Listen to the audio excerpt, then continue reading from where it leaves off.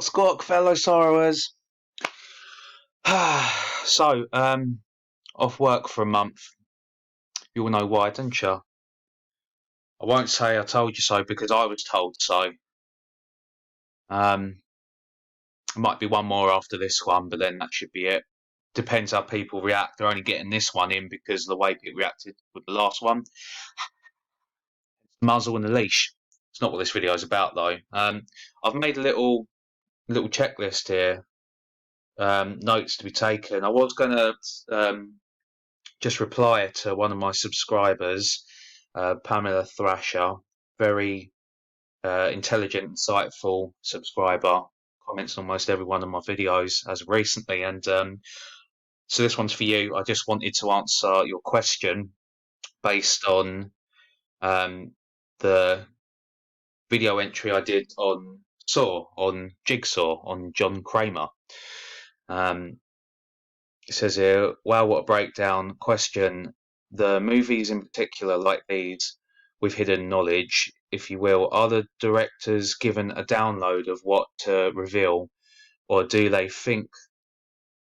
think they are demons themselves? Okay. So I would have just replied, but I thought this is something that I haven't seen others cover, and as you know, I always try to search for the shiniest to show and tell you. I don't like repeating what other people have done. It's your own take, you can do it, but it's more fun for me, if anything. Hopefully, more educational for you.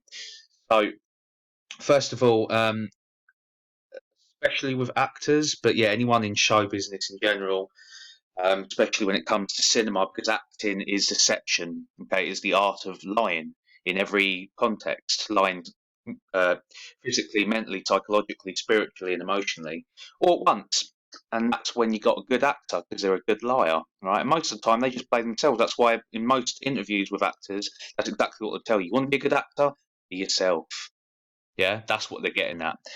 So, yeah, most of them are under archontic influence. Okay, you want to, in a layman's term, that would just be letting demons take over you. Again, especially actors, and most of them will admit it to you. They're fine in doing so. It's the reason why, for example, like comedic actors, you'll notice the ones that actually aren't that funny are very physical and woo and makeup and all over the gaff, like Jim Carrey, for example. Them ones, they're invoking archontic influence. Okay, call it demon, call it jinn, call it Anunnaki, it's all the same shit, different. Demonic toilet, they're archons, it's archontic influence. So they lose themselves in it, and they don't recognise themselves in films that they make. Hence why Johnny Depp won't watch his own work. Terrifies him, horrifies him, petrifies him. He won't tell you that part, but that's why. Okay. So yeah, they do invoke archontic influence, as do musicians and artists of all other mediums and medias of art. Another prime example would be Michael Jackson when it comes to his dance moves, or even certain magicians and the tricks they do. Yeah, but that's for another video. So I digress. Yeah, so they're not demons themselves. Demons don't have a vessel, which is why they use ours. But they can only do that by you allowing them to. By lowering your vibration to theirs, okay? Which, by making these films, a lot of these filmmakers directly or indirectly end up doing, right?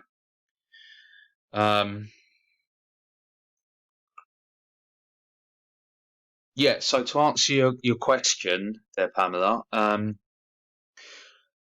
it's going to sound like I'm reading a script. I'm not. I've just wrote this up just so I wouldn't forget. I keep forgetting things too much at once. My videos, which I guess is a good thing, better to have more than less. But I notice I'm getting faster as well, which is something I never used to have. So, yeah. I've wrote here, all the main cinematic influences are assigned very specific Saturnian, Satanic, and Luciferian guidelines and doctrines to follow. If they want the film to be made, let alone to flourish, they must abide. For example, okay, directors. So, in terms and regard to these guidelines and doctrines that they are forced to take and make with, okay, because they can't create or invent themselves.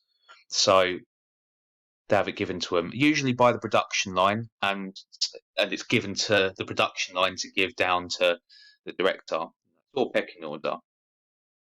And of course, there shouldn't be a pecking order to art, which is why all the films that you see these days are absolute shit because they're not being made through art.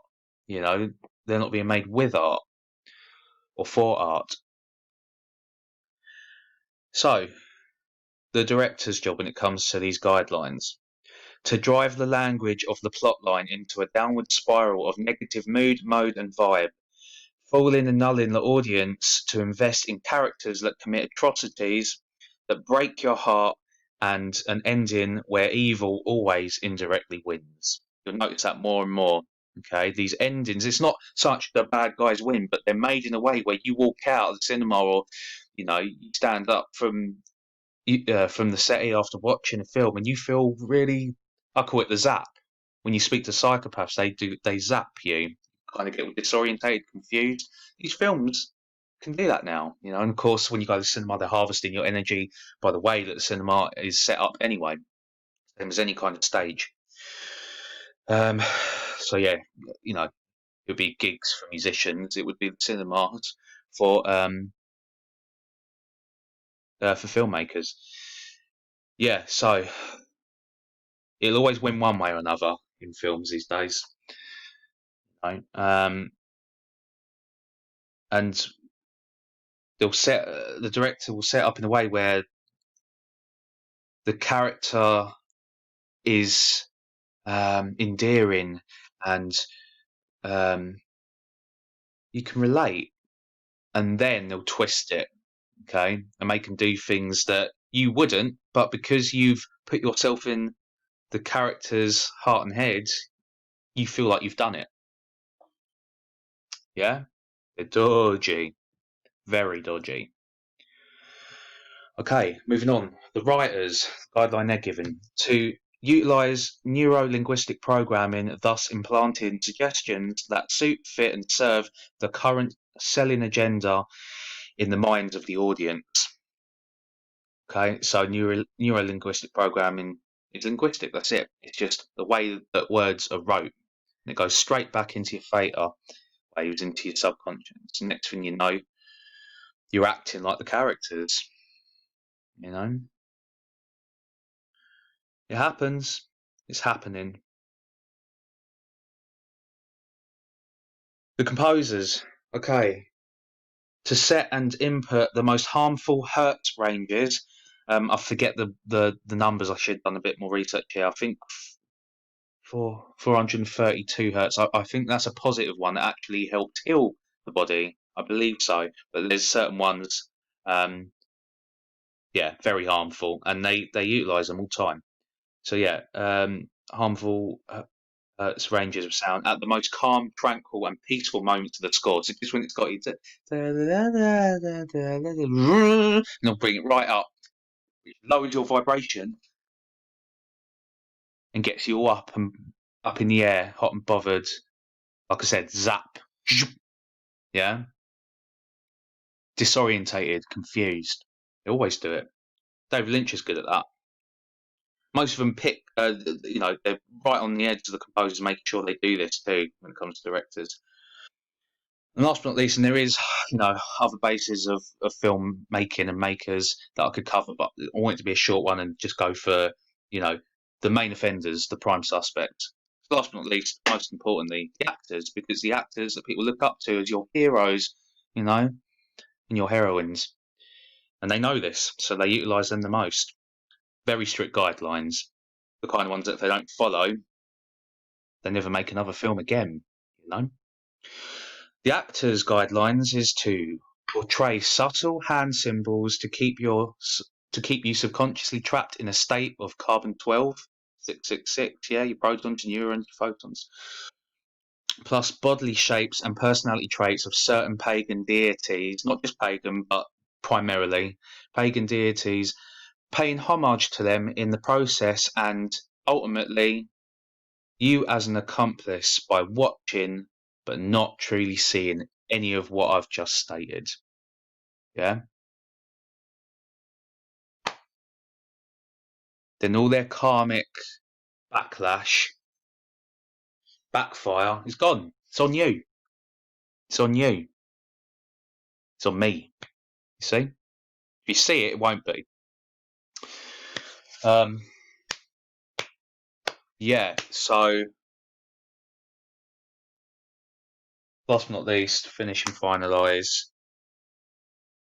Oh, that's it. Yeah, so it's not all just this stuff, you know. It'll be the actual poses and composure and postures that they take throughout the film, and what they're doing. They're playing out the roles of some of the 72 lesser demons of Solomon, some of the pagan deities, even the Hindu deities, Muslim deities. You know, it's you will see it. You will see it if you see it, and once you see it, you won't be able to not see it. But at least they won't have you here. You'll have them there instead, won't you? You can watch any of these films; it won't matter. Notice I never tell you not to watch this stuff. Learn evil. Learn it. You learn it. It actually strengthens your goodness. Does that make sense? Yeah, you're not practicing evil. You're learning how they practice evil, so you can defend against it with your goodness. All right. Hope that answers your question. I love you, and I love all the rest of you. And whether it be on the inside or the outside, I will see you on the other side of the cube.